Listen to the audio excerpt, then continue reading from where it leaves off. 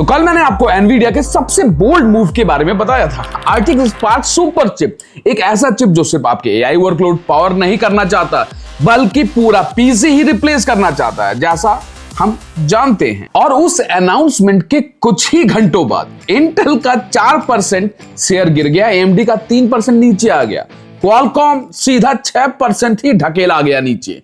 ठीक है, मार्केट ने अपना वर्डिक्ट दे दिया। दुनिया की दो सबसे पावरफुल चिप कंपनीज को पब्लिकली कॉम्प्यूटेक्स 2026 में एक जोर का थप्पड़ पड़ा, लेकिन क्या वो फाइट बैक नहीं करेंगे? वही इस वीडियो में हम डिस्कस करेंगे कि क्या इंटेल और AMD इतना जल्दी हार मान लेंगे? Is it that possible even? नहीं यार, यहां पर एक सवाल है, कोई नहीं पूछ रहा इंडस्ट्री में। सब कोई नया चीज आ गया तो कैमरा लेके उसी के पीछे पड़ जाते हैं, है कि नहीं? क्या AMD और इंटेल वापस मार सकते हैं इस केस में? क्योंकि अगर हिस्ट्री ने कुछ सिखाया है तो वो ये है, इन दोनों जाइंट्स को अंडर एस्टिमेट करना शायद आपकी सबसे बड़ी और महंगी गलती हो सकती है, स्पेशली एनवीडिया के लिए। गलती से भी इनको कम मत समझिएगा, 40 साल से मार्केट में हैं ये लोग। कम बैक स्टोरी में जाने से पहले चलो क्विकली एक सीन क्रिएट करते हैं, सेट करते हैं। जिन लोगों ने कल का वीडियो मिस किया, प्लीज इस वीडियो के बाद जाकर देख लीजिएगा, तभी ये स्टोरी कंप्लीटली समझ में आएगी। एनवीडिया ने टाइप आई के कॉम्प्यूटेक्स में RTX spark super chip unveil किया। ये सिर्फ जीपीयू नहीं है, ये सिर्फ सीपीयू भी नहीं है, ये दोनों है। ये एक ही चिप में फ्यूज करके मीडियाटेक के साथ बनाया गया है। ARM आर्किटेक्चर पर चल रहा है ये, और विंडोज फॉर ARM के लिए डिजाइन किया गया है। अभी तक स्नैपड्रैगन ही था, मोबाइल चिप्स ही थी, अब हमारा एनवीडिया का भी चिप दैट आल्सो सीपीयू आने वाला है, आ गया है। बात करो तो 20 सीपीयू कोर्स, 6000 से ज्यादा जीपीयू कोर्स और 128 गीगाबाइट्स तक यूनिफाइड मेमोरी इसमें देखने को मिलती है। जेनसन ह्योंग ने कहा, मैं पैराफ्रेज कर रहा हूं, अब तक का सबसे एफिशिएंट पीसी चिप ये कहलाएगा, जो कि लैपटॉप में तो आएगा ही और साथ में पीसी के लिए भी जरूर बनाएंगे। गोल क्या है इनका? डेटा सेंटर लेवल का AI इंजन आपके लैपटॉप में डाल दो, यही इनका गोल है। तो एप्लीकेशंस ओपन करने और कमांड्स टाइप करने की जगह आपके पीसी में AI एजेंट्स रन कर रहे होंगे, काम खुद कर लेंगे लोकली ऑन डिवाइस, बिना क्लाउड या बिना इंटरनेट से कनेक्ट किए। मतलब आपका लैपटॉप एक तरह से आपके लिए रोबोटिक इंटरफेस होगा, जो आपके बात को सुनेगा, आपका काम को करेगा, आपके काम को शेड्यूल करेगा।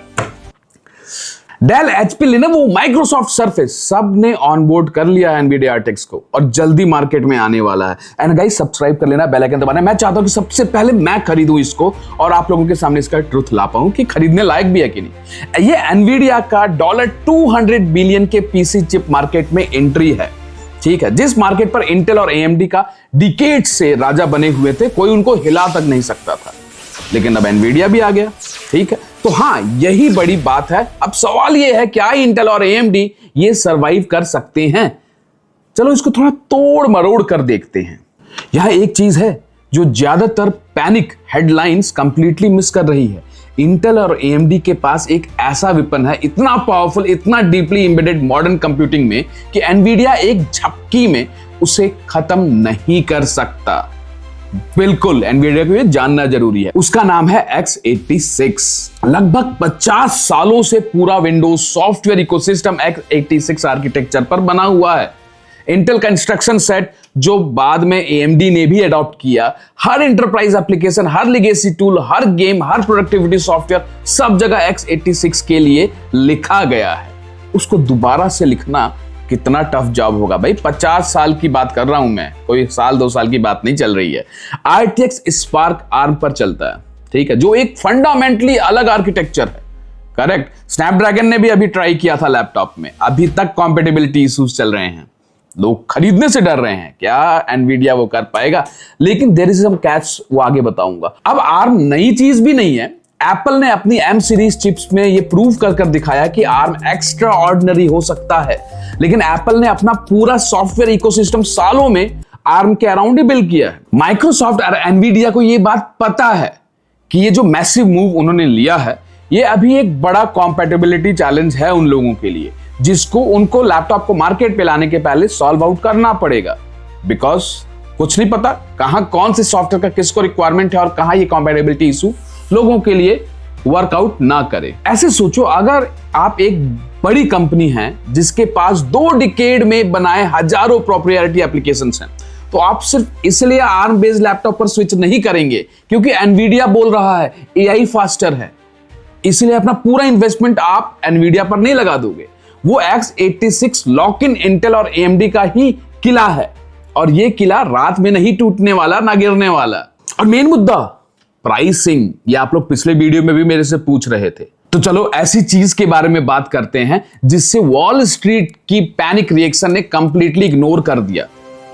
ठीक है, प्राइसिंग की कौन बात करेगा, कोई नया चीज आ गया बस उसके तरफ कैमरा लेकर लोग पहुंच जाते हैं। एनवीडिया RTX स्पार्क को प्रीमियम प्रोडक्ट के रूप में पिच कर रहा है। एनालिस्ट एक्सपेक्ट कर रहे हैं कि RTX स्पार्क सिस्टम लॉन्च पर कम से कम $1300 से $1500 के अराउंड आएगा, मतलब 1.5 लाख के अराउंड देखने को मिलेगा या उससे ज्यादा। डिजी टाइम्स के एनालिस्ट जैसन तसाई ने सीधा कहा, सबसे मुश्किल सवाल ये नहीं है कि RTX स्पार्क टेक्निकली एम्बिशियस है या नहीं, कितना बढ़िया है। सबसे मुश्किल सवाल ये है कि क्या ये एक ऐसा प्रोडक्ट बन सकता है जिससे लोग एक्चुअली वॉल्यूम में खरीदें। और $1500 से लेकर 2000, 1.5 लाख से 2 लाख रुपए के अराउंड, तो ये एक 100 केस प्रोडक्ट नहीं बन जाएगा। जो रिव्यू होता है कंप्यूटेक्स पर, तालियां मिलती हैं और फिर मार्केट में एक छोटे से कॉर्नर में बैठ जाता है, जैसा कि स्नैपड्रैगन के साथ फिलहाल हो रहा है। करेक्ट, कब तक लाएंगे फुल कॉम्पेटिबिलिटी? वैसे ला चुके हैं, काफी कॉम्पेटिबिलिटी अब स्नैपड्रैगन में आ चुका है, no doubt about it, but still समय लगता है। दूसरी तरफ AMD और इंटेल हर प्राइस सेगमेंट में कंपीट करते हैं। Budget laptops, mid range machines, gaming rigs, enterprise desktops, उन्होंने डिकेड्स में सप्लाई चेन्स, OEM रिलेशनशिप्स और मैन्युफैक्चरिंग एफिशिएंसीज बिल्ड की है, जहां पर वो 40,000 50,000 वाले सिस्टम्स में भी कॉम्पिटिटिव चिप्स देते हैं, सिर्फ लाख और 1.5 लाख रुपए वाले लैपटॉप्स में नहीं। एनवीडिया कंज्यूमर पीसी प्राइसिंग में 0 से शुरू कर रहा है। ये बहुत इंपॉर्टेंट बात है, कोई चीज स्टार्ट हो रही है और कोई चीज मार्केट में ट्रेंडिंग में ऑलरेडी है।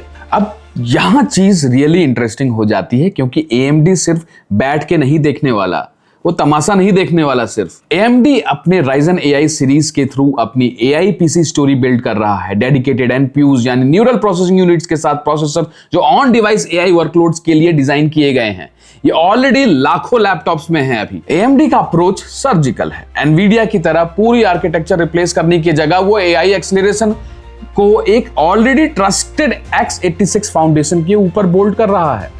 सॉफ्टवेयर सीधा काम करता है, लेगेसी एप्स बिना इमुलेशंस के चलते हैं, और AI फीचर्स तब अवेलेबल है जब लोगों को चाहिए। AMD का स्टॉक शॉर्ट टर्म डिप जरूर हुआ था, लेकिन 2026 में 130% से ज्यादा सर्च कर चुका है। इन्वेस्टर्स AMD को छोड़ नहीं सकते, ना छोड़ पाएंगे।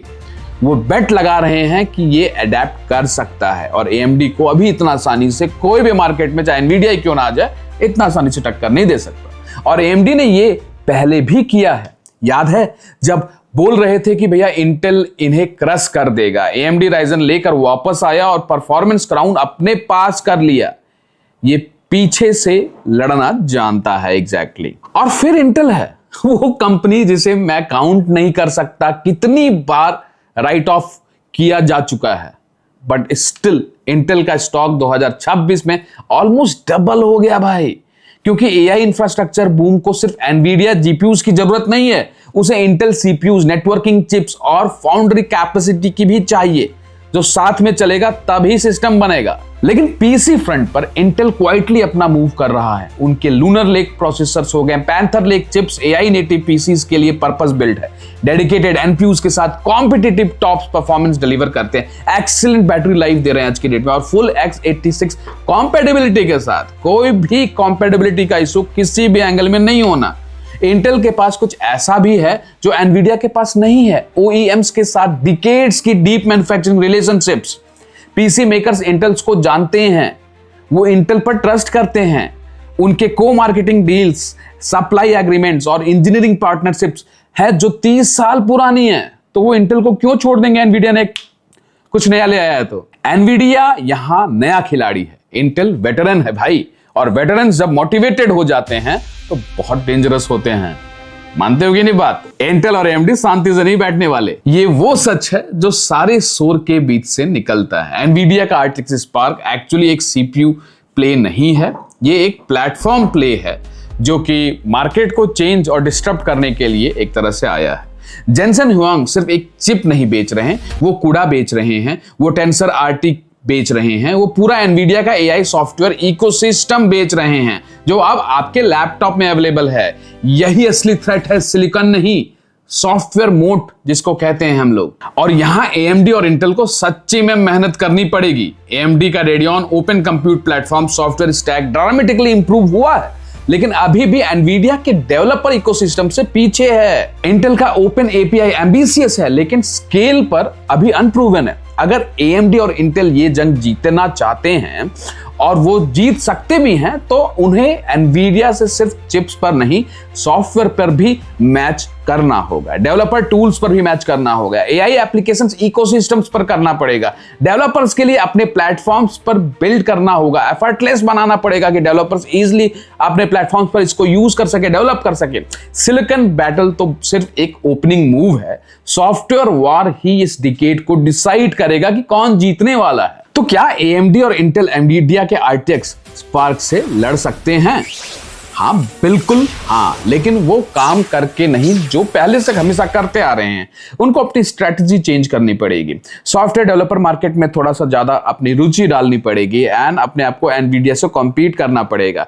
x86 मोड उन्हें टाइम देता है, क्योंकि इस कॉम्पेटिबिलिटी को इतना आसानी से एनवीडिया नहीं ला पाएगा। प्राइस एडवांटेज भी उनको मास मार्केट में रखता है, OEM रिलेशनशिप भी उन्हें डिस्ट्रीब्यूशंस देती है, लेकिन ये सब कुछ नहीं काम करेगा अगर उन्होंने AI सॉफ्टवेयर गैप क्लोज नहीं किया, और वो भी जल्दी। एनवीडिया ने 3 साल लगाए AI रेवोल्यूशन की बैकबोन बनाने में। ये सिर्फ चिप्स से नहीं हुआ, ये इसलिए हुआ क्योंकि दुनिया का हर AI डेवलपर पहले एनवीडिया के लिए कोड लिखता है, फिर किसी और के बारे में सोचता है। AMD और इंटेल को वो चाहिए, और अभी उनके पास वो नहीं है। असली टेस्ट तो तब होगा जब RTX स्पार्क लैपटॉप शेल्फ पर आएंगे, तब असली टेस्ट शुरू होगा। स्टॉक मार्केट्स में नहीं, कंप्यूटेक्स के कीनोट्स में नहीं, रियल लोगों के हाथों में, जो एक सीधा सवाल पूछेंगे, क्या ये पैसों के लायक है जितना हम पे कर रहे हैं? क्योंकि जितना परफॉर्मेंस पावर दिखेगा उतनी